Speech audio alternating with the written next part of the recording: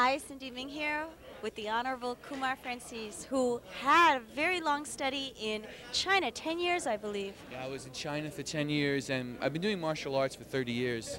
And I trained in Japan for a couple of years before I went to China. I was actually studying with Uwe Shiba, the founder of Aikido. And I'm here in New York this weekend because I've just been teaching a seminar on Bagua that's the martial art of the I Ching. And I've just written a book, which is a Qigong book, which is called Opening the Energy Gates of Your Body. And I think that would be very useful. It explains some of the stuff that I did when I was in China, the 10 years, because I said I was 15 years in the Orient, 10 years in China, 3 in Japan, and 2 years in India, studying about how the energy of the body works and how it's used for martial arts and healing people in meditation. And I'm here this weekend in New York because 3 times a year I come and I teach in New York, I teach in Boston, I teach in London, and I teach in the San Francisco Bay Area. Excellent. As well as having a school. Excellent. So your main center is? I'm centered in the San Francisco Bay Area in Marin County. Great, great. Well, we welcome you here to New York. Can you tell us more about now you're also known for your Taiji Chuan, Wu style Taiji Chuan. Yeah. Can you tell us some more? Sure. I'm known for my Wu style Taiji Chuan. I'm also a lineage holder in the Yang style.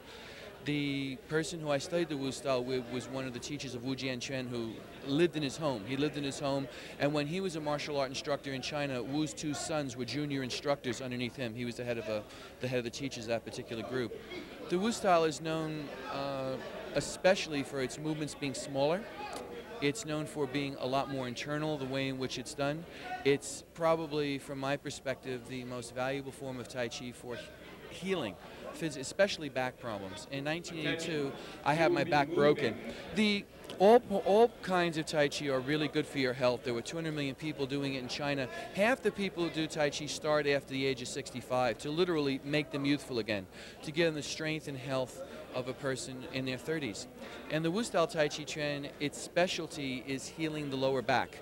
In terms of all the forms of Tai Chi, if they're all pretty much equal in terms of your internal organs.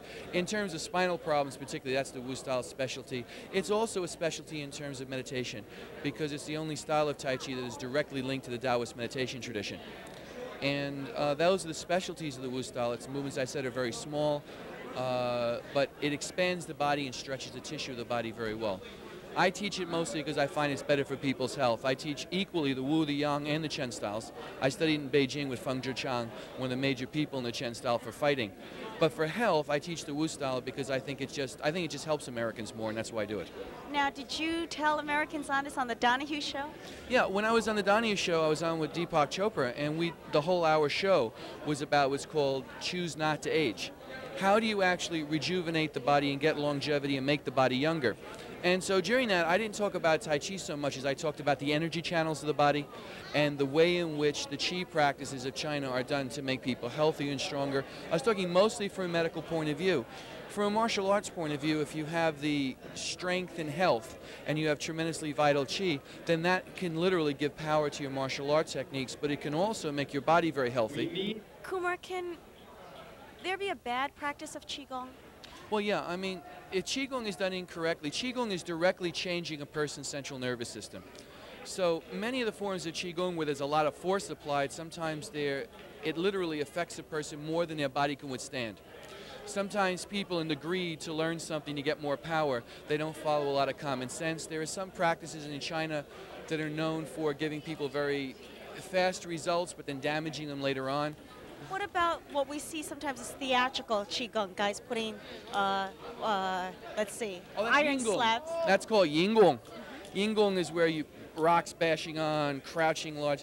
That's a lot of very hard stuff, and that type of material, when it's learned, must be learned very, very carefully, or you can get hurt. In the training camps where they do that in China, people really train it very specifically and very carefully. But the subject of Qigong, you really want to study with a good master. That's the most important thing, because people who don't have the education, sometimes they just make mistakes, not because they're deliberately hurting a student, but because they simply don't know any better. And so it's an important point to consider. The name of your book again? Is Opening the Energy Gates of Your Body by North Atlantic Books, and it's in most bookstores, and you can order it if they don't have it. My last name is spelled Frantzis. BKFrantzis. Opening the Energy Gates of Your Body. Terrific. Terrific. Well, it sounds like we'll all live a little bit longer. Thank you so much, Kumar. My